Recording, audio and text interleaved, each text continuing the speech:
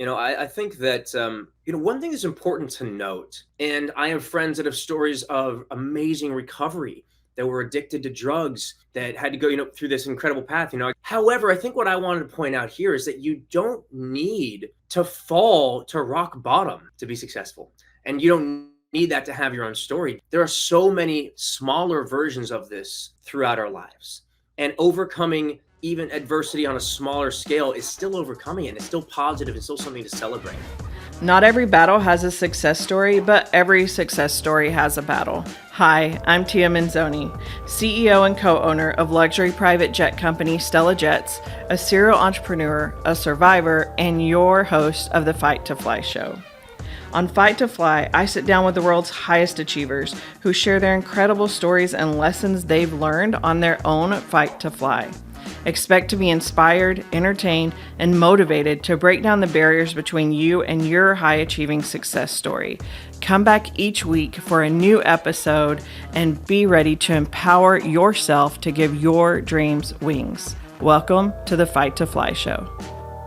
James, welcome to the Fight to Fly show. We're so excited to have you on today. Tia, so nice to see you, and it's my pleasure. Thank you for having me on. Happy to be here. You have quite a following. You're with Big Time Rush. You're a singer. You're an actor. And you and I met recently at David Meltzer's studio, and your energy just glows. Like in person, you just have such an amazing energy that surrounds you. And that really just, it lit me up. I have a mama heart. I have a son about your age, and just to see all the great things that you're doing was exciting to me. But I wanted to invite you on the show, not just because of all the great things you're doing in your career, but also because of your heart and your advocacy. So I'm super excited to have you here and ready to kind of share your story with our viewers. Well, what a kind intro. Thank you so much. The feeling is very much mutual meeting you. You actually, I think, the first person that came up to me backstage at David Meltzer's show and just introduced yourself and said hi. And very shortly after, inquiring about what I was doing, said, "How can I help?" Which is, I don't know if that's normal in most circles. I think it's become normalized in David's circle and perhaps yours. And I'm trying to make that how my friends and my community and I communicate, in that we lead with how can we be of service and help. But I'm still not quite used to it because it's something very new and something that hasn't been just offered to me a lot in my life without people asking for a lot of things first. So I just wanted to say thank you for that, because regardless of whether we end up working together outside of being friends or not, that's unimportant. The thought and the effort and just offering, I thought was just a really wonderful thing to do. So thank you for that. Yeah, well, and authentic, transparent, like 100%, always want to help. I think, a lot of times we end up meeting people and thinking, what can they do for me? And it really blocks our flow of energy, right? If we're always looking at how other people can help us and not how we can help other people, it's so one-sided that it slows our growth. And I think most of our growth comes from helping other people and the stuff that we learn from it. So, always here for however I can. And it's also, you can't help everybody, right? We're not all on the same path. We're not all on the same frequency. Sure. But I really believe in a lot of stuff that you're doing. And I believe in your generation so much so. And for them to have people like you to look at and look up to and aspire to, I think is really powerful. I appreciate that. Yeah, I think you're right that of course you can't help everyone. And so if you're too generous with your time that's not a good thing either. But as I've tried to lead more with active service first versus the mindset that, of course, I used to have. I think a lot of us naturally have it, especially if you don't grow up with money and you start into business. You kind of think, hey, how do I get there? How do I hustle? Who can I meet that can help me? And even though it's completely normal and natural, I've found that more opportunity has come to me, more success, more money, the more that I have kind of looked at it from the other lens. And so it seems counterintuitive almost, but it's also more fun this way. I'm happier this way because I'm ending up actually helping people and encouraging people. And the fact that the world is reciprocating that positive effort is really tremendous and really rewarding. But I think that's something a lot of people my age and especially younger may not believe yet because they haven't experienced it. And so it's almost like kind of one of those, a crazy notion of like, hey, just try and change your mindset with this. Try and continue, to be of service and be of value, frankly, because then when you're of enough value, people are going to pay you for that value anyways, versus, hey, how do I get something out of this immediately? It's almost counterintuitive, like I said, but really, really cool. Yeah, that's awesome. So on the show, we try and, of course, tell incredible stories about overcoming and what your story is on your own fight to fly. And sometimes people have a story, an incredible start. Our mutual friend David, he has a story about losing everything and gaining it back. But I think most of us have those stories constantly throughout life, especially our young life, the ups and downs, and what we've learned from failure in order to become high achievers and succeed. And I would love for you to share more of your story with our audience, if you don't mind. Sure. I think that, one thing that's important to note, it's easy to look at someone like David Meltzer, who has such a tremendous and kind of colossal story of, that term, that phrase he says, I lost $100 million. That's such a good catch that people perk up and go, wow, oh man, he's clearly overcome that and clearly made that back plus some. And that's incredible. And I have friends that have stories of amazing recovery, that were addicted to drugs, that had to go, through this incredible path. I got to meet Darren Prince. I'm actually finishing his book right now, and he's become a friend, and he has this incredible story. However, I think what I wanted to point out here is that you don't need to fall to rock bottom to succeed, to be successful. And you don't need that to have your own story. Just like you just said, there are so many smaller versions of this throughout our lives, and overcoming even adversity on a smaller scale is still overcoming it, and it's still positive and still something to celebrate. And in many ways, I feel like I could look at and put the perspective of some of my stories, some of my upbringing as extremely negative and make it a big colossal moment. And, I'm sure that some psychologists would think that it is, and in a way where, speaking about growing up without my mom and having to go to court at a very young age. And, that was a big colossal thing. At 10 years old, the courts got involved in my life and ultimately decided that she shouldn't be in my life. Mm-hmm. And my dad was granted full custody. And I only say, I don't mind talking about it. I really haven't spoken about it much publicly, but I think it's because I chose at a young age, well before I understood what I was doing. I chose not to be the stereotype. And what I mean by that is not to let this moment, big moment, albeit, define me and stereotypically play the victim card of poor me. I grew up with an abusive mom, and I grew up in a situation in a family that was broken, and I'm now going to rebel. So without, really knowing it at the time, I took trauma and I was able to rephrase it and give it a different perspective of, yeah, it wasn't good. Nobody would agree that it's necessarily good. However, I'm the man that I am today because of that trauma, because of my experiences, both good and bad. We're all the people that we are today because of that, right? That sounds normal and natural, but I think we need to normalize this conversation of maybe reframing some of our past and trying to look at it with a more positive light, because your mind, your heart, your body, your spirit is going to focus on how you frame something. And if it's perpetually and eternally negative, you're going to carry that negative energy for the rest of your life. So I guess I encourage anybody listening right now, think about any experience and you could acknowledge that it's bad. There are a lot of things that from right from wrong. Some of these are bad. Having an abusive parent, not a good thing. However, learn from it, grow from it, and become the person that you want to be anyways. And I look at it as despite that experience versus in spite of that experience. But frankly, whatever gets you there. And yeah, that's certainly part of it. Then growing up as a chubby kid, I had to deal with adversity from bullying.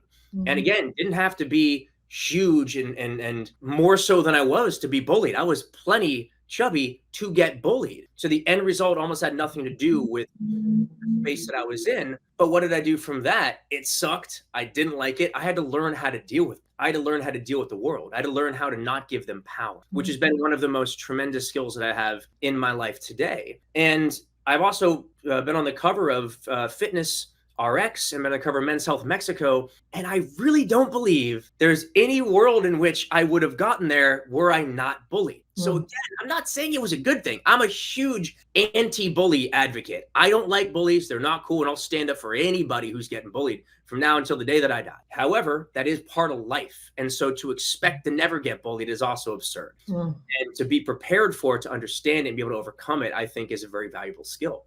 So, I mean, I could go on to being in performing arts, to being going up in theater school where I was tormented maliciously and attacked so much so that I had to switch schools multiple times, to simply being in the arts, going to try and become an actor and a singer, where statistically the chances of making it were so low that even people who weren't trying to be mean would ask me, why am I doing it? Can't you do something else? Aren't you smart enough to do something else? And all these backhanded attempted compliments. And it has created the man that you see in front of you, where I've done my best to frame all these situations as, man, these have just been great learning experiences. And I'm going to continue to choose to be kind, to be a leader, to, be the person that I want to be, that I saw in so many other people growing up. And it's not always easy, but the older we get, the more we go through it, the easier it becomes. So yeah, whether your adversity is gigantic or small, do your best to frame it in a positive way and move on and let it help you become more awesome. Yeah. And it sounds like in every one of those situations, the first thing you had to do was make a decision. You made a decision how that was going to be framed in your life, how you were going to use it to your benefit. And a lot of times I think we, sometimes we overcomplicate. We have to do 9 different things to get to a certain place, but it always starts with making that decision, to one, you're going to make a decision to get fit based on wherever that came from, or you made a decision to not let something become your story, to overcome that. And just making those decisions and then sticking to the word that we give ourselves when we say, hey, I'm going to do XYZ, helps build that confidence. And it sounds like in every, stair step in your case, that you've climbed up, that you first made a really strong decision on how you were going to let things enter and affect your life. I think you're absolutely right. It does start with making that decision. And the more I become aware of it, the easier it is. When I first did it, it was I think very much subconscious, and which made it tougher to stick with it, frankly. Whereas now, you spoke about having a word, and I literally chose a word for this year. I'm not sure if that was speaking to Forbes Riley, who's one of our mutual friends, or someone else who encouraged that, but it might have been my girlfriend, Caitlin. She's actually a health coach, and she has some wonderful, every once in a while, I'll overhear her talking to a client, or I'll be at one of her events, and she'll say something. I'm like, wow, that is wise beyond your years. But my word for this year is commitment. And you'd think, well, he's been committed, he's been diligent. I'm like, sure, but I still need reminding. We all do.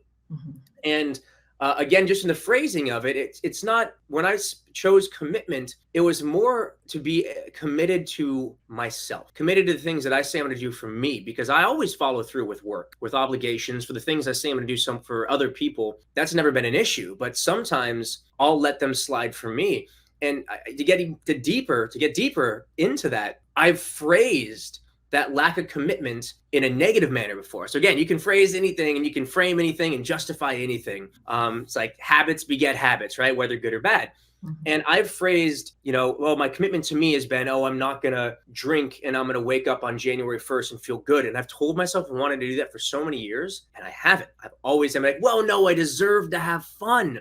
And so I go out and I take friends out, and I would buy a table or go to a great party or throw a party. And as fun as those experiences were, I kept going every year. Okay, but I've done that. Why can't I stick to what I wanted to do for me? Like deep down inside, I keep saying, I want to wake up with the sunrise, January 1st, get a workout. And so this year I finally did it. And it took picking that word where I reminded myself, no. I said I'm going to do this, and I'm going to do it for me and no one else. And I'm committed to that. And so I'm going to commit to myself. And it's been awesome. My girlfriend and I went to bed at 10:30 on New Year's Eve. I've seen so many fireworks. I've been to so many parties. Look at how happy I am. I have zero FOMO left. And we woke up with the sunrise, got a killer workout. And it's still daily, when I don't want to get in that workout or I want to sleep in, I just remember the word commitment and remember how I phrased it and framed it. It's committed to me. And it's being good to my partner, being good to my business partners, being good to my friends, following through. It's making all of that even easier. So I'm proud of myself for that. And I'm really going to continue to stick with it. Yeah, that's awesome. Just keeping our word to ourselves, keeping our commitment strong. It builds self-confidence. It builds energy. Just like you said, you probably feel better than you you ever had before. When we let ourselves down, it can really bring down our energy. So I love that you're doing that. And I saw on your social media that you're doing, is it a 75-day hard? Is that what it is? Yeah, it's a just 75-day challenge. We didn't invent it. People have been doing 75 hard for a long time. It's there's a lot of different ways to do this, but ultimately my version of it is pretty traditional, which is they say do a 90-minute workout, and I'm breaking. They say 2 workouts a day. I forget, but I'm doing the 2. I'm doing 1 lift and I'm doing 1 bit of cardio, and it's tough to find the time, but we can find the time for anything that we prioritize. Mm-hmm. And so even if it's late at night and I get back and it's 10 o'clock and I'm just like, hey man, my meetings ran over, I'm committed to myself and I owe it. And I go and get, even if it's a 30-minute cardio session, I get the second one in. On top of that, it's reading. I put down 10 pages a day because for non-readers, a chapter a day, which is at the minimum what I'm doing for myself, seems like a lot, and it can be. For people who don't read, if you just start, 10 pages goes by so fast, 10 minutes, and it's amazing. But I'm doing minimum a chapter. A lot of times I enjoy reading, so I'll sit down and do more than that. And I'm actually going to see how many books I get done during this period. And then the rest of it is pick a diet of your choice. Mine is paleo, and minimum of 240 grams of protein a day, which is the hardest part, and then a gallon of water a day. Mm-hmm. So again, it's a bunch of different little steps. And if you're doing none of them, you don't have to do all of them, but pick a couple of positive habits every day, including at least 1 exercise and some sort of diet and more water than you're drinking now, and stick with it. And I'm only 5 days in, and my clarity, even my skin, my physique, and I already eat well and train hard, but not as specifically into just getting rid of processed foods and sugar and drinking water. It's such a big one, drinking enough water. I already feel great, so I can't imagine another 70 days from now. Yeah, I love that you're doing that and that you're inviting your community online to do it with you. And like you said, a lot of people have a really hard time going from, they may not be going from as fit and active as you are to what you're doing now. But just making, even if you just make 1 small change and 1 small commitment for the next, 75 days, the next 3 months, whatever it is, and then add something to it, you can see so much growth in such a short time. Absolutely. And we know, and most people do, but they don't think necessarily this way, that 75 days goes by so fast. Gosh, it does. Yeah. I was just thinking about, like, it's 2024 already. That doesn't scare me, except then I think about years previous. I'm like, wait a second. I feel like there's such a gap here. Wait, 2 years went by? It's one of those things that just time, it's actually, if you're ever bored, look up the theory of relative time. Yeah. And the older you get, the faster it goes by, but it makes sense. It's just math, right? When you're 2 days old, 1 day is half of your life. So 1 day is an eternity. Same thing when you're 10 years old. The idea of a year is still 10% of your life, and it's probably more like 20, 25% of your cognitive life of how long you've really been paying attention to time. So anyways, at 33 now, it doesn't feel that old, but just another year in either direction is it's scary how little that means to me anymore. So 75 days is nothing. Yeah. It's real easy to look back and see, every step, every direction, and they're all there. And then you look forward and there's you can maybe see 1 or 2 steps and then it's clouds and you don't know how much further it's going to go. So I think the higher we get in the staircase, the more we realize how many stairs are still left ahead for us to grow and take. So that being said, we know, all the great things that you've done, your band and your acting career. What's next in your staircase? Where are you growing? Well, I'm most excited about what I'm creating in film and TV, right? And very few people would know that outside of my team, because until something's real, financed, even shot, and then for most of the audience, then edited and picked up and distributed. So there's so many steps to get to where somebody can go, oh, James created that show, or James is acting in this movie or series. So without digging into all the details, I sent you one of them, a series that I created that is very interesting and very timely right now. It's a Palestinian Jewish love story. And it's very much a dramedy, but with an emphasis on unity and love and the similarities between these cultures. I have a couple of other series that are totally different that I'm very excited about, a couple of unscripted projects that I've created that we're going out with, even have a book that I'm teaming up. It's not a personal book. It's a story that I'm creating the novel simultaneously with creating the movie. And I'm just so excited. There's a lot of really, really wonderful projects I've been working towards for years behind the scenes that my audience, my fans, the world will start to see this year. So I'd say I'm most excited about that. I'm also excited about moving to Nashville. I know for anybody who's a fan of mine, I just moved to Miami like barely over a year ago. I was in Vegas before that, LA before that. But that's the beauty of where I'm at in my life right now, that I just made a choice that, hey, I'm not extremely happy in LA. And I'm not sure that other than the opportunities for work, I'm not sure I ever loved it. I grew up in San Diego, which objectively, so much better. Very much subjectively, but they're both great cities. I just love San Diego. But anyways, I think Nashville is going to be the last stop in terms of finding a home base. I'm hopeful. That's the idea. And I'm excited about that. I have a great community out there. I write my best music out there. Yeah. So of course there's more music, more Big Time Rush this year as well. We're going to do some, well, I can't say anything official, but we are looking to do some international tour dates. Man, what else? I feel like I can keep going, but I know. Well, it's all exciting. And I did read the scripts that you sent, and I absolutely love the story. I'm a big advocate for, there's so much education and diversity, and just learning about other cultures. And, like you said, we're so much more alike than we realize. And a lot of times it's because we don't put ourselves in situations to learn from, other cultures or other religions, or, even people that just grew up differently than we did. And so I love that story brings that together. And as creative as it is, I can't wait to see and read all of your other projects. And if you got the time and you want to read, there's some good ones in there. Oh yeah. Well, send them over, because I love it. My daughter's an author, and I usually read more self-help books or business books, but because my daughter writes fiction and fantasy, I've gotten into a couple of those, and I'm trying to get her to write some screenplays, and she's like, no, I write books, period. I love that you're doing it simultaneously and kind of getting it all involved, because everybody, likes to take in content and creativity in different ways.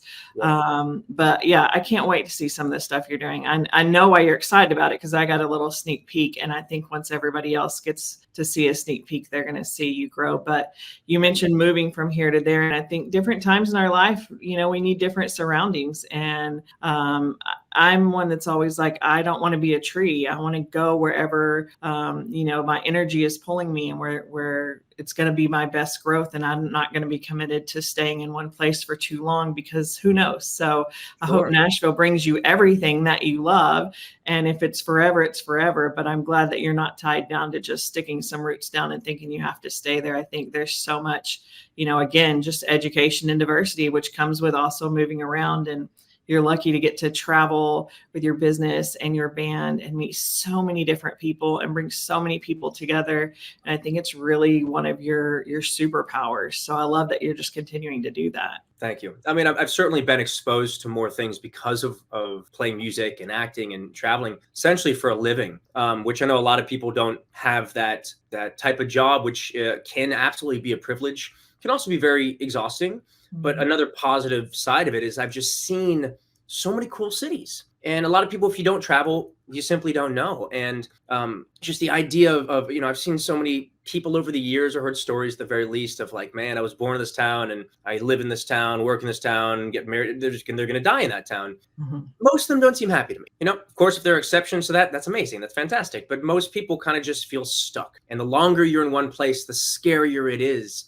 Get out of your comfort zone and to move. And then the more responsibilities, from a job, if you have to be in an office, to having a family. There's so many reasons why it is scary and it's tough. So again, while you have the time, if you're younger and you haven't traveled, go do it. Go try different places. And it can be scary and it can be expensive, but you got to look at that the same way I'd look at anything health related. Your gym membership, never stop it. Personal training, whatever it is you need for you, healthy food, all investments into yourself. And that's the same thing with traveling and with identifying where you might be the happiest, the most productive.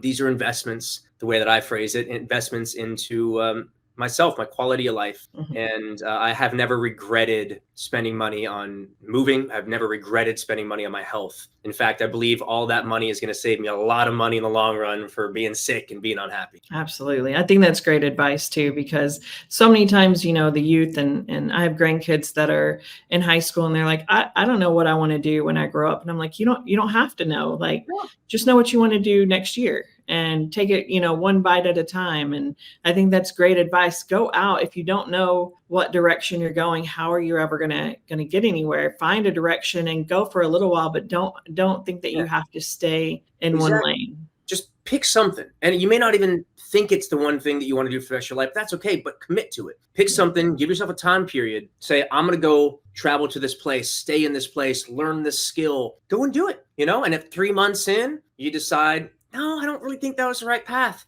Totally okay.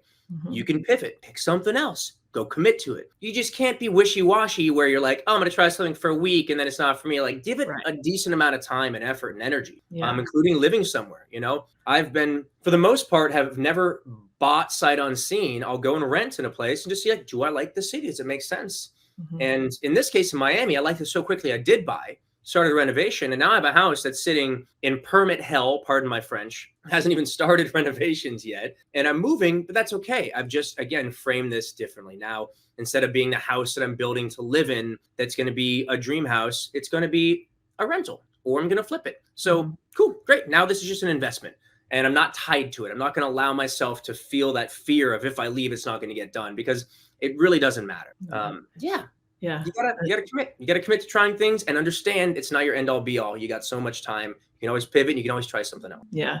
And I love that this generation has all these options. When I was growing up,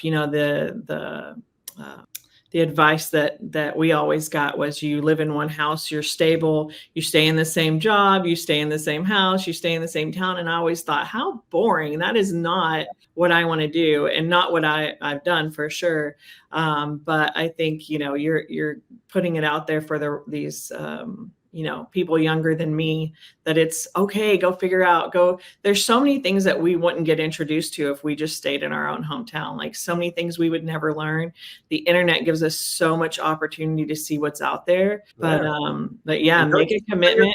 Save that place, make a plan, say, wow, this hotel in Thailand, I keep going back to it, keeps popping up. How sick would that be? Fantastic. Figure out how much it's going to cost you and your friend to get there. Write that number down. Start putting away. When you've reached that number, let nothing stop you from saying, I did it, I accomplished it, I'm bloody going. Go and do it. Like, social media is amazing, exactly because you're saying what you're saying, it exposes us to things that otherwise we would have never seen and never known about. But what's the point if you're not going to then go experience it for yourself? Don't just live on your damn phone. Let it be a tool, and then put it away, jump on that plane and go and experience it for yourself. And then when you do it, be sure and tag us in your social media posts. I did this, just like you told me. You can take some great photos and videos when you get there. Don't be wrong. But, right. For sure. I got a love-hate relationship with social media for that exact reason. I bet. Well, I really appreciate you coming on the show. I think you're just doing some great things. I definitely want to have you back, especially once you launch some of those projects and we can let people know about it. Your puppy's going to be a star now. So she's sitting there just licking herself. I'm like, you're on camera, dog. Be presentable. They don't care. Yeah, she's got a love-hate relationship with this camera. See, she really wants to go out. Look at her ears. James, tell us how our audience can support you, how they can find you. Well, just at James Maslow. I'm very active on Instagram. I have an X, FKA Twitter, and TikTok and Facebook and YouTube. All of it's at James Maslow. I'm definitely the most active on Instagram. And though I go away for some time periods, I've been doing a lot better this past year to be consistent, to create content and post content, keep my fans and the world involved. So definitely the best place to check first. Love it. Well, we appreciate you coming on the show. We'll have you back soon, and let us know how we can support. You're amazing, Tia. Thank you so much. I love that you have this platform where you're supporting other people and just having really amazing and positive conversations. So I'm honored to have been here, and look forward to seeing you again soon. Hopefully, if I don't see you before I travel next over to Texas, I'll definitely make a point next time I'm there. Awesome. All right. See you soon. Bye-bye. Thanks, James. Bye. Thanks for tuning in to this episode of Fight to Fly. And don't forget to subscribe for even more motivational content and lessons from high achievers. We love to hear your feedback, so be sure to comment and rank us below and tell us what you got out of today's show, be it a laugh or a lesson. And catch us next week on the Fight to Fly show.